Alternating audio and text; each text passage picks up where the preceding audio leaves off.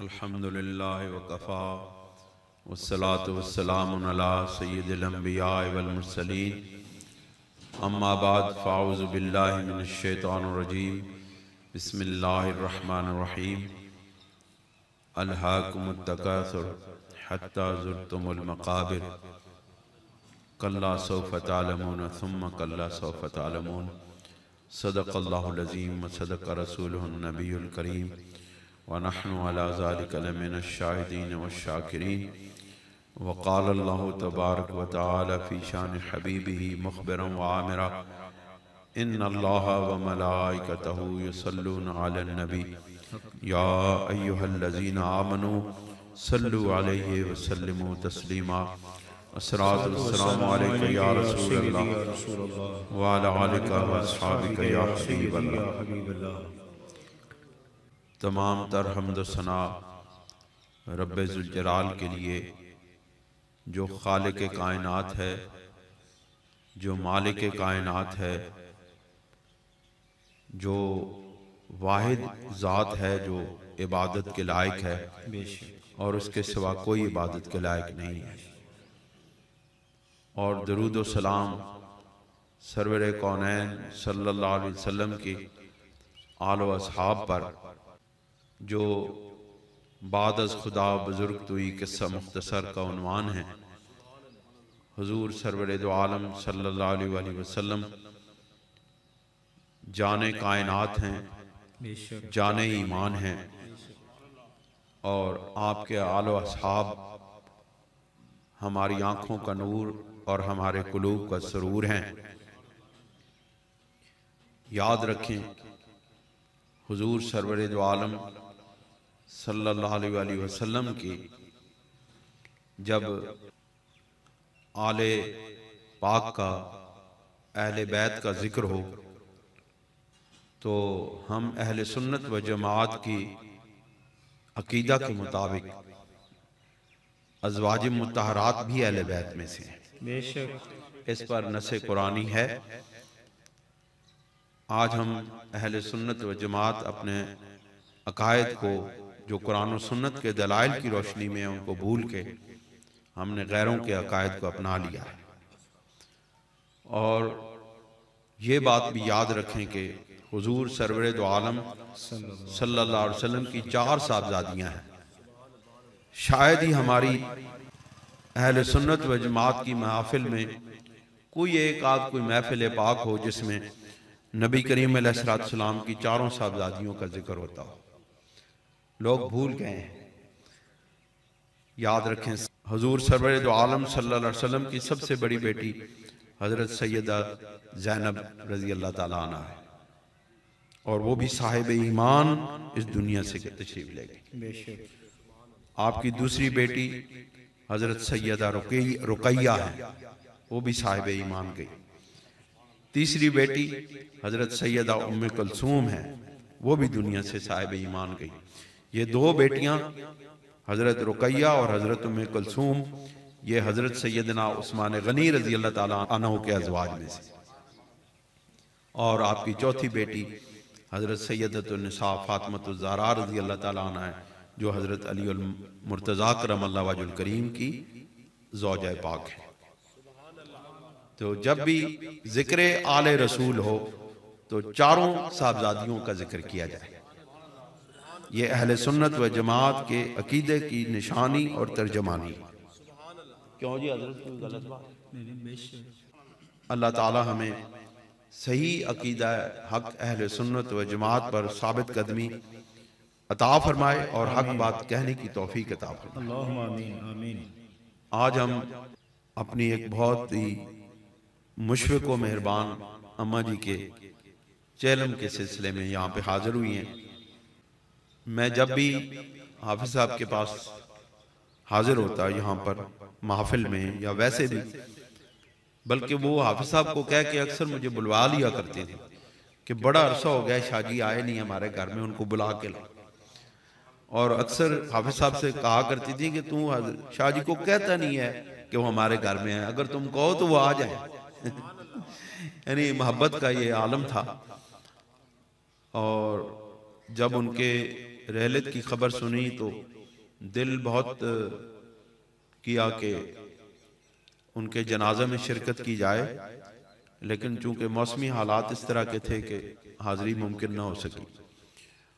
دعا ہے کہ اللہ تعالیٰ ان کے درجات بلند فرمائے آمین اور ان کی قبر کو روشن اور منور فرمائے۔ آمین۔ نہایت مختصر وقت میں، چونکہ وقت بہت قلیل ہے، میں نے جو آیات مبارکہ تلاوت کی ہیں ان کا مفہوم آپ کے سامنے عرض کرتا ہوں۔ اللہ کریم اس دنیا کی حقیقت بیان کرتے ہوئے ارشاد فرماتے ہیں، الہاکم التکاثر حتی زرتم المقابر، کہ تم مال کی کثرت میں اس طرح کھو گئے ہو، مال جمع کرنے کی کثرت مال کو جمع کرنے میں تم اتنے کھو گئے ہو کہ تمہیں اپنا انجام یاد نہیں رہا۔ تم دنیا کی اس عارضی زندگی کے اندر اتنے محو ہو چکے ہو کہ تمہیں اپنی قبر کے وہ تاریک منظر یاد نہیں رہا کہ جس اندھیرے کو صرف اور صرف ایمان کی روشنی منور کر سکتی ہے۔ وہاں آپ کے لیے کوئی بلب روشن نہیں کیے جا سکتے، نہ کوئی اور ذریعہ سے آپ کے اس اور میری اس کوٹھڑی کو روشن کیا جا سکتا ہے۔ اگر روشنی مل سکتی ہے تو وہ ایمان کی روشنی مل سکتی ہے۔ لہٰذا ہمیں دنیا کی ان رنگینیوں میں محو ہونے سے اللہ رب العزت آگاہ کرتے ہیں کہ اے لوگو، یہ زندگی، یہ دنیا اگرچہ بہت خوبصورت نظر آتی ہے، لیکن حقیقت میں اللہ رب العزت کی یہ پسندیدہ نہیں ہے۔ حضرت امام ربانی مجدد الفسانی رحمت اللہ علیہ اپنے مکتوبات شریف میں کئی جگہ پہ لکھتے ہیں کہ یہ جو دنیا ہے یہ اللہ رب العزت کی مبغوضہ ہے، یعنی اللہ رب العزت کی ناپسندیدہ چیز ہے، جس میں آپ لوگ محو ہو گئے ہیں، میں محو ہو گیا ہوں۔ ہم سب دنیا کے لوگ دنیا کے اندر اس طرح مستغرق ہو چکے ہیں، اتنے اس کے اندر لگ چکے ہیں کہ ہمیں اپنی آخرت، اپنے انجام کی فکر ہی نہیں ہے۔ اللہ تعالیٰ انسانی نفسیات کی اسی چیز کو ہمارے سامنے رکھتے ہیں کہ الہاکم التکاثر حتی زرتم المقابر، کہ تم دنیا کی کثرت کے اندر، مال کو جمع کرنے کی کثرت کے اندر اتنے محو ہو چکے ہو، یہاں تک کہ تم آخرت کو بھولتے ہوئے اس جگہ پہ آ جاتے ہو کہ تم قبروں کو دیکھ لیتے ہو، یعنی موت تمہارے سر پہ آ کھڑی ہوتی ہے۔ پھر تمہیں یاد آتا ہے کہ کاش ہم دنیا کے جھمیلوں میں نہ پڑے ہوتے اور ہم اللہ رب العزت کی بارگاہ میں حاضری کے لیے کچھ تیاری کیے ہوتے۔ اپنی آخرت کی تیاری ایمان اور عمل کے ساتھ ہوتی ہے۔ اللہ تعالیٰ ان دو چیزوں کو ہمارے سامنے رکھتے ہوئے ایمان اور عمل دونوں کو جزو قرار دیتے ہیں، ایک دوسرے کے ساتھ ملا ہوا قرار دیتے ہیں۔ وَالْعَصْرِ إِنَّ الْإِنسَانَ لَفِي خُسْرٍ إِلَّا الَّذِينَ آمَنُوا وَعَمِلُوا الصَّالِحَاتِ، کہ انسان گھاٹے میں ہے مگر وہ کہ جو ایمان لایا اور جس نے نیک عمل کیے، اس کو اللہ تعالیٰ سربلند کرتا ہے اور اس کی آخرت کو اللہ تعالیٰ خوبصورت بنا دیتا ہے۔ موت بھی آسان ہو جاتی ہے، دنیا کو چھوڑنا بھی آسان ہو جاتا ہے۔ آپ کو معلوم ہے کہ مرتے وقت جو سب سے زیادہ تکلیف دہ بات جو مرنے والے کے لیے ہوتی ہے وہ اس دنیا کو چھوڑنے کی تکلیف ہوتی ہے۔ اللہ تعالیٰ ایک حدیث پاک میں، حدیث قدسی میں ارشاد فرماتے ہیں، اس کا مفہوم ہے کہ رب ذوالجلال نے ارشاد فرمایا، سرور دو عالم صلی اللہ علیہ وسلم ارشاد فرماتے ہیں کہ اللہ رب العزت نے ارشاد فرمایا کہ مجھے اپنے مومن بندے کی سب سے زیادہ اس بات پر رحم آتا ہے کہ وہ مرنا نہیں چاہتا اور میں اس کو مارنا نہیں چاہتا۔ میرا بندہ موت کی طرف نہیں جانا چاہتا، لیکن میں بھی اسے مارنے نہیں چاہتا، لیکن میرا قانون ہے کہ قانون پر عمل درآمد ہونا ہے اور اس کو موت آنی ہے۔ کہتے ہیں جب یہ چیز میرے اللہ رب العزت فرماتے ہیں یہ چیز میرے بندے کو ناپسند ہے تو مجھے بھی پسند نہیں ہے، لیکن چونکہ قانون ہے اس لیے اس کو موت آ کے رہنی ہے۔ اس کا مطلب یہ ہے کہ وہ بندہ مومن جو اس دنیا کے اندر رہنا چاہتا ہے وہ اللہ کا پسندیدہ بندہ ہے، کیونکہ اللہ اس کو موت نہیں دینا چاہتا۔ اس کا اس دنیا کے اندر رہنے کا مقصد دنیا کے مال کا حصول نہیں ہے بلکہ اللہ کی رضا کا حصول ہے۔ وہ چاہتا ہے کہ میں اس دنیا کے اندر جتنا رہوں میں اللہ کو راضی کرتا رہوں، اللہ تعالیٰ کی رضا کے لیے عمل کرتا رہوں، اس کی خوشنودی کے لیے عمل کرتا رہوں۔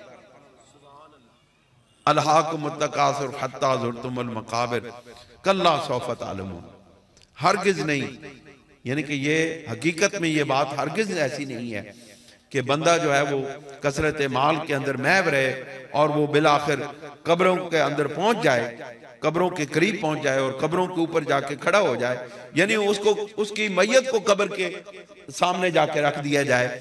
تو کیا وہ ہرگز یہ حقیقت دنیا ایسی نہیں ہے، مگر وہ جان لے گا کہ حقیقت کیا ہے، اس دنیا کی زندگی کی حقیقت کیا ہے۔ وہ حقائق جس وقت وہ موت کے اس لمحات میں آتا ہے، اس گزرتا ہے اس موت کی کیفیت سے، تو وہ سارے حقائق اس کے سامنے کھڑے ہو جاتے ہیں۔ حضور سرور دو عالم صلی اللہ علیہ وسلم کی ایک حدیث پاک کا مفہوم ہے کہ جس وقت بندے کی موت آتی ہے، حضرت جبرائیل علیہ السلام اس کو لے کر کے اس کی روح کو نکالنے کے لیے آتے ہیں، تو ان کے ساتھ فرشتوں کی ایک فوج ہوتی ہے اور وہ فوج تا حد نگاہ اس کے سامنے کھڑی ہو جاتی ہے۔ حضرت اسرائیل علیہ السلام اس مومن بندے مومن کی روح کو نکالتے ہیں تو فوراً جنت سے لائی ہوئے کفن اور خوشبو میں اس کی روح کو لپیٹ دیا جاتا ہے۔